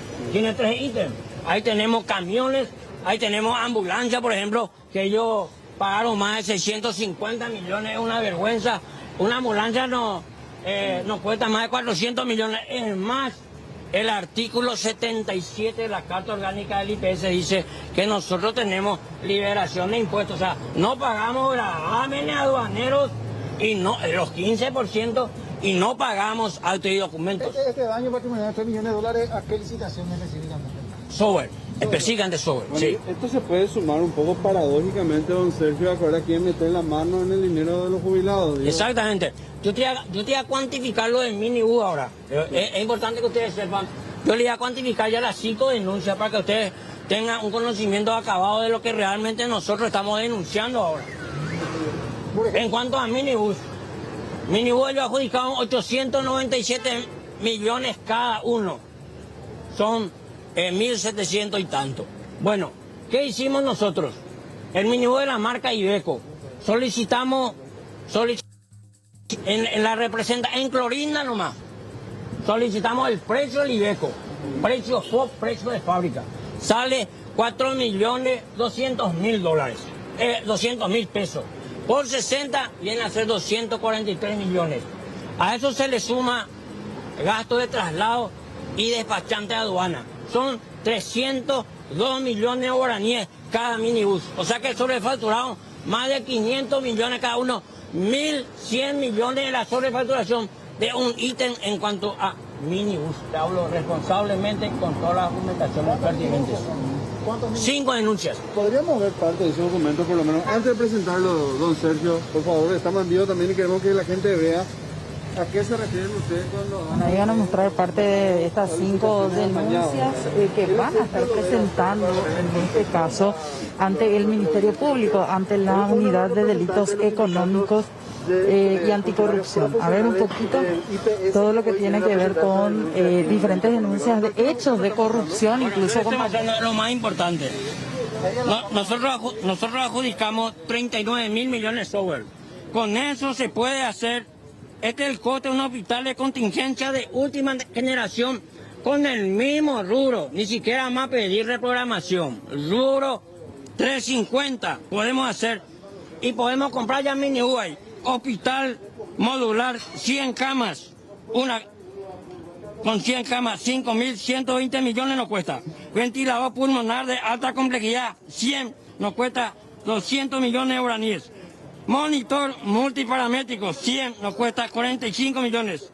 Cama articulada eléctrica UTI, 100, nos cuesta 20 millones de guaraníes. Tomógrafo multicorte, 2.000 millones cada uno. Ambulancia UTI, 400 millones cada uno. Total, 39.620 millones de guaraníes. En esto teníamos que invertir durante la pandemia y no asaltar el IPS con software sobrefacturado. Vergonzoso este gobierno, vergonzoso la administración de Gubetip, vergonzoso el responsable quien hasta ahora maneja, Benigno López. A esta altura, esta gente tiene que estar en Tacumbú. Contra varias personas, finalmente. Nosotros estamos haciendo la denuncia penal contra el presidente del IPS, el pleno del Consejo de Administración, incluyendo al síndico responsable de la institución y todos los responsables de cada área, incluyendo la comisión de licitación de cada licitación pertinente. Muy bien, Sergio Lovera. Gracias, Sergio Lovera Cañete. Iba a ingresar también directamente para presentar esta denuncia. 5 denuncias en total. Sí. Vamos a seguir escuchando. Son diferentes hechos de corrupción, según ellos. También todo lo que tiene que ver con licitaciones que calculan ellos que pudieron haber sido mejor administradas en este caso, contra diferentes personas. También después vamos a tener seguramente una copia de la denuncia porque hablan del presidente del IPS, también del ministro de Hacienda, Benigno López también. Y esto incluye claramente lo que tiene que ver con los fondos jubilatorios. 3 millones de dólares, porque el gremio representante de software, ellos ofrecieron al presidente del IPS, a la administración Gubetip, en menos de 3 millones de guaraníes de software. ¿Qué nos hacía falta? O sea, con ese mismo monto nosotros podíamos tener, le estuve mostrando aquí a los diferentes medios, un hospital de contingencia, un hospital de alta generación, teniendo en cuenta que estamos en época de pandemia. En cuanto al fondo jubilatorio, es parte también de otra denuncia que van a presentar. Todavía, pero tenemos toda la documentación pertinente al respecto a lo que ustedes quieran hacer la pregunta. Yo le diría, los fondos jubilatorios ya se tocaron en el 2015. ¿Cuál es otra de las denuncias que van a presentar? Ya hablamos de 2, 3. El minibús de oro, hablamos de mesa de oro, desinfección. Atiendan aquí, jóvenes, lo más importante que ustedes. Desinfección de oro. 32.000 millones durante la pandemia. Se adjudicó, se desinfectó supuestamente todos los hospitales del país. Ese es un saqueo más de Andrés Gubetip. Nosotros no tuvimos los funcionarios durante la pandemia. En contra de la aprobación de los médicos. En contra de la aprobación, sí. ¿Qué pasa? A la vez adjudicaron servicio de limpieza. Es importante porque ustedes también son asegurados conocer la historia o el historial de la tercerización del servicio de limpieza. En el 2005 nosotros tuvimos la primera tercerización con Pedro Ferreira, 5.000 millones de guaraníes. En el 2010, 9.000 millones. En el 2013, Fernando Silva Bacetti adjudicó 31.000 millones sin respaldo alguno. Nosotros ya le denunciamos ahí en la Fiscalía. En el 2015, Benigno López, el asaltante del IPS, adjudicó 123.000 millones. El IPS no creció. En el 2018, Armando Rodríguez adjudicó 148.000 millones. Y hoy, durante la pandemia, este asaltante delincuente, Andrés Gubetip, pretende adjudicar 179.000 millones. ¿Por qué le llamo asaltante? Porque él cuando asumió el cargo, yo le remití una nota y le dije, mira, el IPS está en quiebra técnica. Nosotros no podemos pagarles, tenemos deuda a proveedores según Contraloría General de la República. En el 2017, 318.000 millones de deuda impaga a proveedores. Con todas estas deudas que dicen ustedes, ¿les preocupa también claramente la situación de que pueda usarse parte de Ya se usó la jubilación, ya se usó. Pero ahora que se vuelva a usar otra parte también. Sí. También les preocupa. No, pero nosotros vamos a presentar un amparo en la Corte. ¿Por qué te digo eso? Con respecto a este proyecto. Con respecto a este proyecto vamos a presentar un amparo que no creo que prospere. Luego Chatapuga tiene 4 votos nomás en el Senado. No creo que prospere. Pero en el supuesto caso que prospere, nosotros tenemos el artículo 95 de la Constitución Nacional que prohíbe el uso de los fondos jubilatorios. Clarito. Y el comentado del artículo 95 de la Constitución Nacional, el artículo 25 de la Carta Orgánica del IPS, que prohíbe expresamente el uso de fondos jubilatorios. ¿Qué implica eso? Que con la modificación de la ley en el Congreso, ellos no pueden cambiar.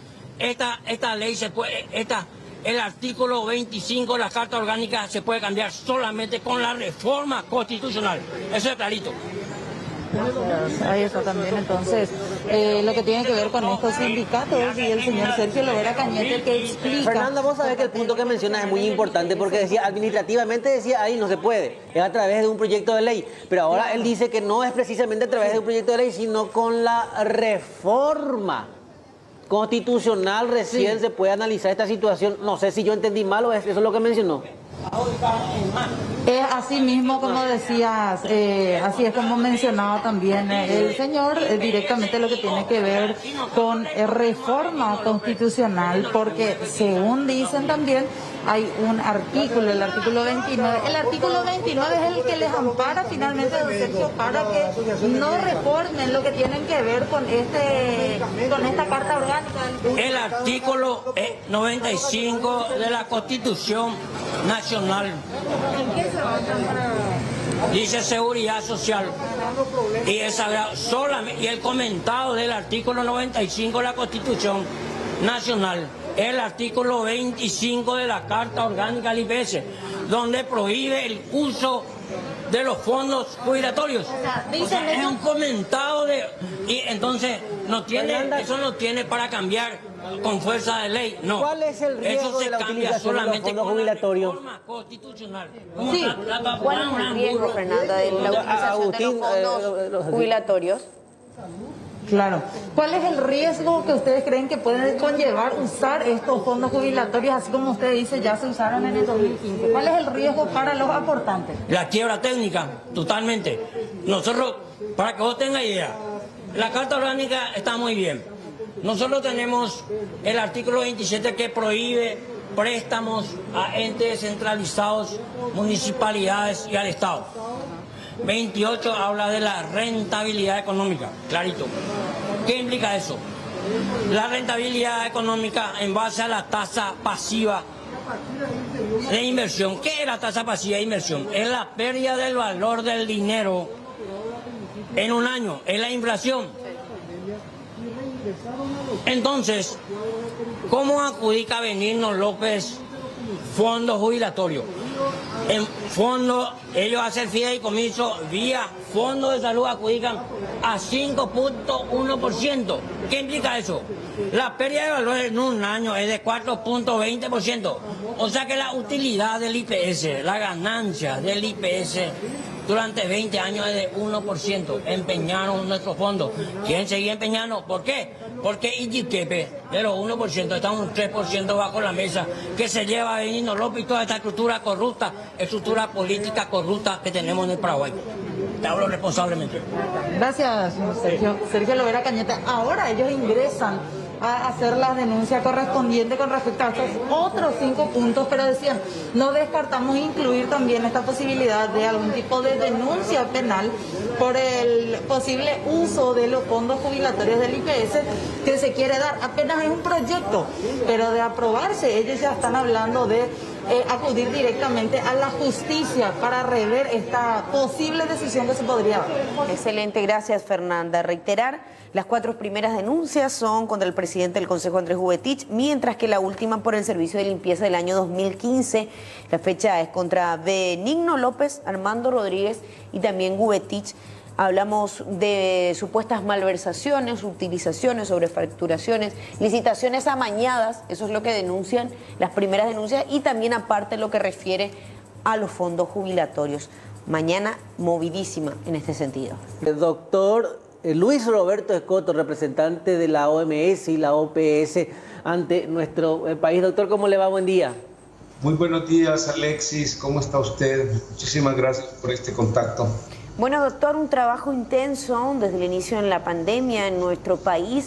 Ya en marzo hasta acá, todo el trabajo realizado por la OPS y también por la OMS. Queríamos también consultarle cómo va en ese sentido.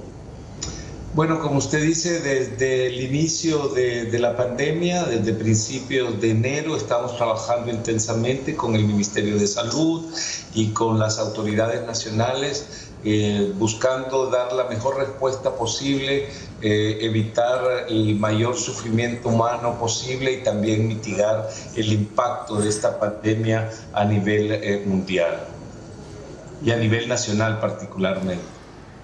Ahora, con respecto, bueno, a todos los trabajos realizados y las nuevas informaciones que van surgiendo desde la propia institución, ¿verdad? Desde la Organización Mundial de la Salud, ¿cómo se viene tomando aquí en la región, doctor? Hablamos específicamente de los casos asintomáticos. Bueno, esa es una información que salió, como usted sabe, en la medida que fuimos aprendiendo del comportamiento de la pandemia. Pudo identificarse que hay un porcentaje de los casos infectados, de los casos que venían de personas asintomáticas. Eso fue más o menos en marzo que se pudo detectar, cuando ya había una cantidad importante de casos, que habían unos que era muy impreciso determinar quiénes eran sus contactos, y fue así como un estudio bastante riguroso que se hizo en Singapur mostró que alrededor del 5% de los casos eran de contactos asintomáticos. Pero se sigue estudiando este tema. Sin embargo, la gran mayoría de los casos son de personas con síntomas. Eso es un punto que hay que tenerlo presente, que si bien es cierto, los asintomáticos es un tema de preocupación, la gran mayoría de los casos provienen de personas con síntomas. Ahora, finalmente también tener en cuenta, doctor, que evidentemente por más de que nosotros, o ahora se hable de investigaciones o informaciones de que el asintomático podría no estar transmitiendo, siempre tomar a cada paciente como uno positivo de COVID. O sea, una cosa no es indistinta a la otra en el marco de lo que es la prevención de la diseminación de la enfermedad, doctor. Totalmente. Yo creo que ese es un muy buen mensaje que usted está enviando, en el sentido que cada uno de nosotros debería de asumir que es un potencial paciente afectado por el COVID, porque de esa manera yo me protejo y protejo a los demás. Han venido incluso ajustándose las definiciones de los casos, y en este momento podríamos decir que cualquier persona con sintomatología respiratoria, sobre todo ahora que estamos ya entrando a la fase ya endémica de las influencias, cualquier persona con sintomatología respiratoria podría considerarse un COVID mientras no se demuestre lo contrario. De esa manera la persona se aísla, de esa manera busca la atención profesional y de esa manera protege a sus compañeros de trabajo y particularmente también a su familia, a sus vecinos, amigos. Así que esa es una excelente recomendación la que usted está dando. Insistir en eso entonces, doctor. El distanciamiento social sigue siendo una de las herramientas que tenemos a mano y que tenemos que seguir utilizando en este periodo. Usted lo insiste y lo hacen también los especialistas de la OMS. Es un virus nuevo, hay muchos trabajos que se siguen realizando. Sí, el distanciamiento social realmente es la arma más efectiva que existe.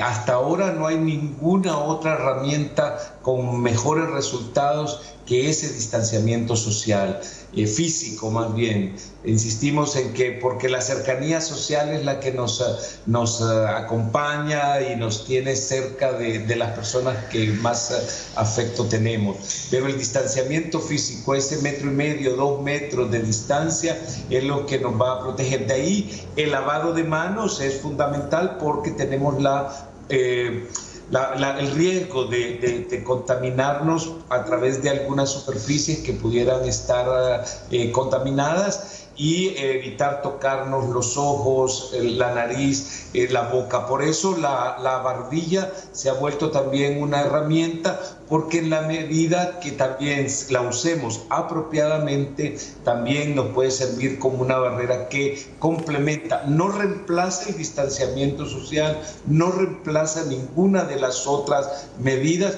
sino que viene a añadir, a sumar las barreras que estamos utilizando para prevenirnos. Pero hay que saber utilizarlas, insistimos mucho, saber colocárselas, no tocarlas con nuestras manos, desecharlas apropiadamente en un lugar donde ninguna otra persona va a tener acceso a él. Esas son las medidas que se siguen manejando, se siguen insistiendo, y en la medida que cada uno de los ciudadanos seamos responsables en aplicarlas, vamos a seguir con los índices que hasta ahora tenemos y del cual el Paraguay puede sentirse realmente orgulloso y satisfecho del excelente trabajo que el país viene realizando.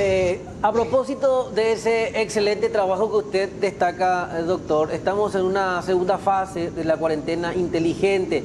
Desde la Organización Mundial de la Salud, desde la Organización Panamericana de la Salud, ¿cuál es el balance que se hace con respecto a lo que Paraguay hace en sus fases?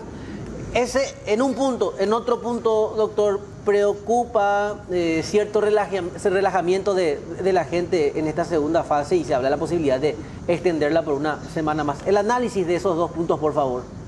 Sí, creemos que el país planteó bastante bien el tema de el desescalamiento, como se llama, o estas fases de cuarentena inteligente. En un principio se nos hizo la observación de que poner fechas como tales en algunos países no ha dado los resultados, porque las personas sienten que se acercan a la fecha y comienzan los relajamientos, sino que más bien las fases estuvieran establecidas basadas en indicadores. Sin embargo, en el país yo diría que ha funcionado bastante bien, porque también da cierta sensación de certidumbre, y no hay cosa más difícil que estar uno en condiciones de incertidumbre.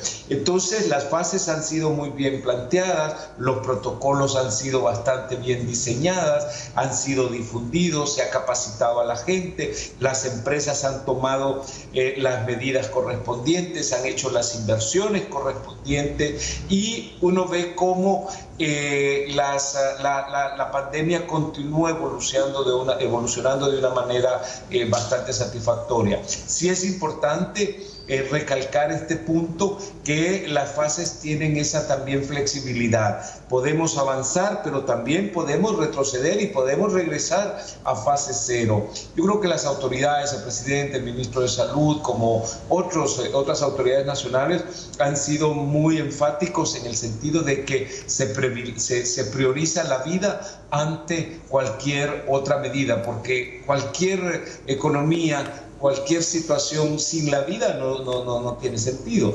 Entonces el país en este aspecto ha sido bastante claro, bastante preciso, y la población es el llamado que le hacemos: no se relaje. El hecho de tener estos resultados significa que se están haciendo bien las cosas, pero en el momento en que dejemos de hacer las cosas como ciudadanos, relajarnos, volver a hacer conglomerados, a no protegernos, a no cuidarnos, en ese momento la situación de un día para otro puede cambiar, y ahí se volvería a perder esas libertades, porque en el fondo lo que estamos ganando en cada fase son libertades. Totalmente. Libertades de comprar, libertades de salir, libertades de visitar a nuestra familia, son libertades. Y esas libertades las podemos perder en la medida que no las protejamos que no las cuidemos y no seamos responsables en este sentido. Doctor Luis Roberto Escoto, muchísimas gracias por su tiempo, muy amable. No, muchísimas gracias a ustedes por darnos esta oportunidad de enviar un mensaje a la población paraguaya, poder decirles, están haciendo bien las cosas, sigamos haciéndolo y de esta manera realmente vamos a ganar esta difícil batalla. Gracias. Representante de la Organización Mundial de la Salud y la Organización Panamericana. A las exigencias de los manifestantes con respecto a la violencia policial. Por su parte, los demócratas analizan también un punto en específico, un proyecto de ley. Detalles sobre todo esto con nuestra compañera de La Voz de América, Natalie Salas. La portavoz de prensa de la Casa Blanca, Kelly McEnany, dijo que el presidente Donald Trump está consternado por las propuestas de disminuir o retirar el financiamiento a la policía, por lo que explora varias otras ofertas para dar respuesta a las exigencias de los manifestantes que reclaman acción por parte del gobierno ante los hechos ocurridos en Minneapolis y que acarrearon la muerte del ciudadano afroestadounidense George Floyd. El ala demócrata del Congreso se ha sumado con una propuesta de ley que pondría fin a los impedimentos para procesar la mala conducta de los agentes de policía, así como disminuir el equipo militar que reciben y prohibir técnicas de inmovilización como la utilizada con Floyd. Esta propuesta llega luego de que el Consejo Municipal de Minneapolis aprobara disolver el Departamento de Policía de la ciudad y reemplazarlo con un sistema de seguridad pública comunitario. Mientras tanto, fuera de la Casa Blanca, las protestas en rechazo a la violencia policial continúan de forma pacífica y registrando menos asistentes. Y en otros temas, la pandemia de coronavirus ya se ha cobrado la vida de más de 111,000 personas y los casos confirmados de esta enfermedad en Estados Unidos están muy cerca de llegar a los 2 millones, esto según la Universidad Johns Hopkins. Las pruebas serológicas realizadas a los tripulantes del portaaviones Theodore Roosevelt registraron que casi el 60% de los marineros tienen anticuerpos contra la COVID-19, esto según informaciones médicas. Recordemos que esta nave solicitó ayuda por casos. Tan sencilla, primero contarles que mañana va a haber una cumbre importante entre Robert Harrison, presidente de la APF, y Mazzoleni, el ministro de Salud. ¿Qué tema van a tocar? Bueno, la APF pretende ya una aprobación del protocolo que sea validado. Esto todavía no ocurrió. Lo que hay es un permiso para iniciar los entrenamientos. ¿Cuál es el punto en conflicto? Y me gustaría saber cuál es la opinión de ustedes. Sí. ¿Cómo tratar un posible caso positivo de coronavirus dentro de un plantel? Algunos dicen, bueno, el fútbol alemán ha dicho que se aísla a la persona y sus compañeros continúan entrenando. Sí. La APF considera que habría que hacer un seguimiento y en todos los contactos posibles que ha tenido esa persona, ese jugador en este caso, enviar a todos a cuarentena. ¿Y ahí se suspende el campeonato, no? Esa es la cuestión. Claro.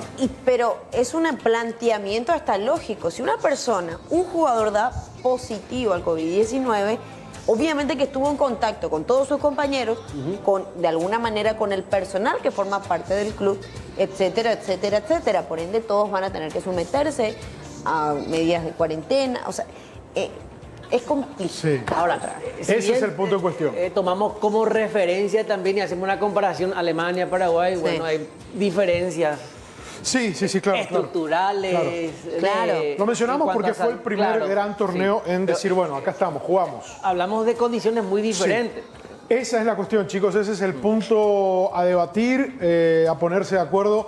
Porque, claro, el fútbol tiene que estar avalado por el Ministerio de Salud y esa es la cuestión. ¿Cómo tratar un caso positivo? Como dice Solán, bueno, si hay un vínculo en un partido, da positivo, si se genera un contagio masivo, si aislás a todo un plantel, pones en riesgo la continuidad del torneo Apertura, otra vez. Otra vez. Sí. Y todo puede quedar en agua de borraja finalmente. Sí. Al suspender el torneo, después se espera nuevamente y... o sea, de repente uno comienza a analizar desde la óptica de que la exposición puede ser innecesaria. Tanto de entusiasmarte por el regreso del fútbol como también el trauma, por usar un término que produce tener que suspender todo de nuevo. Sí. Por eso mañana reunión clave, Robert Harrison, Julio Mazzoleni, para que el Ministerio de Salud apruebe de alguna vez el protocolo médico de la APF. Pero chicos, vamos a darle seguimiento porque esa es la cuestión a plantear. ¿Qué van a hacer cuando surja un caso positivo dentro de un plantel?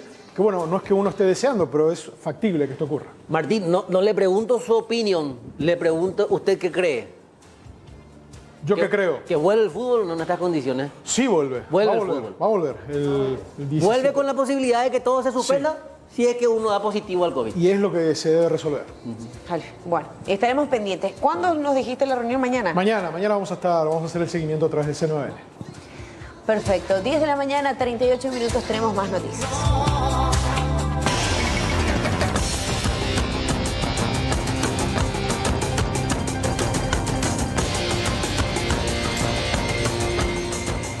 Hablamos de jornada en la cual se realizan varias movilizaciones y manifestaciones, Sol. Exactamente, desde la CEN está ya Leila Jiménez nos comenta. Leila, ¿qué está pasando ahí?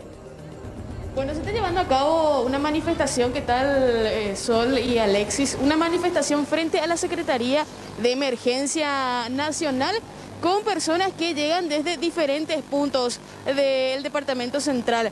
Gente que viene del Bañado, también gente que viene de Tablada Nueva, gente que viene de Ñemby, J. Augusto Saldívar, San Antonio, reclamando insumos para las ollas populares, que es lo que les prometieron aquí desde la Secretaría de Emergencia Nacional.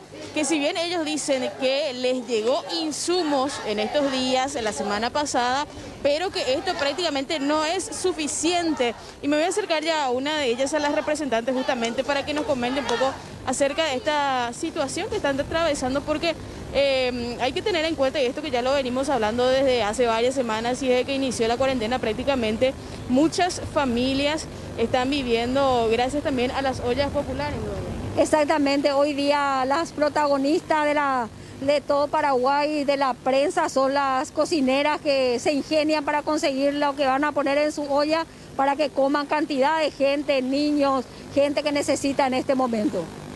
¿Cuál es el problema que están teniendo ahora? ¿Cuál es la razón de la manifestación aquí contra la Secretaría Nacional? Nosotros habíamos hablado con el ministro, con el viceministro, teníamos compromisos de que necesitábamos realmente darle a esta gente una alimentación nutritiva que incluye inclusive carne. Habló él de convenio con algún frigorífico que podía hacer, habló de que se sumaría el tema de la hierba, leche en polvo, ollas, porque nos faltan más ollas, porque comenzamos con poca gente dando de comer 150 y ahora se suman 400, 300, depende de la cantidad. Y teníamos 1 o 2 ollas, ahora necesitamos 2 ollas más, porque cada vez se arrima más gente y nuestro temor es que se vuelva a cerrar todo este tema, que nos vuelvan a dejar en casa y que nuestra gente se quede con hambre, ¿verdad? Que nuestros niños se queden sin leche, porque eso es demasiado ya para nosotros. Aquí estamos la gente de la Patria Nueva, que estamos aglutinados en diferentes distritos,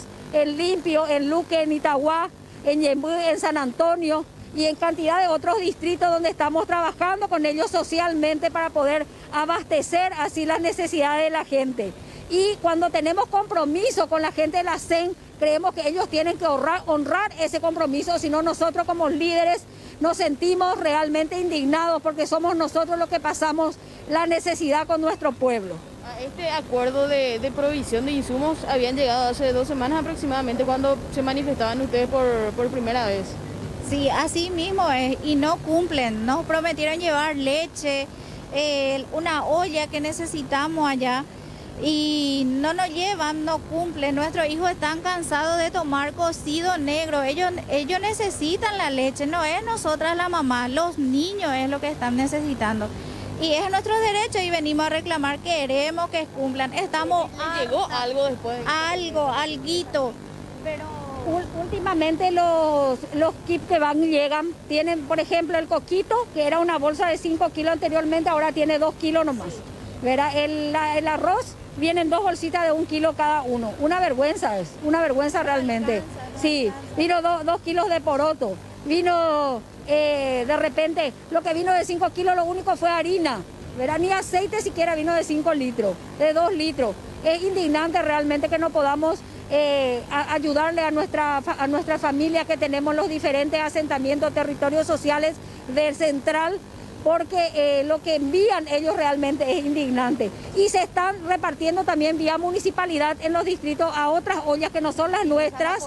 Y no es eso, también son pequeñas las bolsas, no vienen tampoco leche, no vienen tampoco, o sea que esto es una necesidad generalizada. Y tal vez Nosotros los de las Patrias Nuevas somos los únicos que nos animamos a venir y a enfrentar acá el problema, pero no es un problema de nosotros nomás, es un problema de todo Central. Y ellos manejan el dinero que es para la emergencia médica y estamos indignados, queremos que cumplan, ¿sí? Maraví Gómez, soy de la ciudad de Ñembuy. Por una cuestión de tiempo nada más, pero sí vamos a seguir conversando, señora. Bueno, es el reclamo que están realizando ellos. Ya se nos acercó también hace un ratito la gente de la Secretaría de Emergencia para dar también, bueno, ellos su parte, tratar de conversar también enseguida con ellos y ver a qué acuerdo se puede llegar con estas personas, Alexis y Sol. Gracias, Leila. Estamos atentos a tu señal y también esto vamos a estar desarrollando en los otros servicios informativos.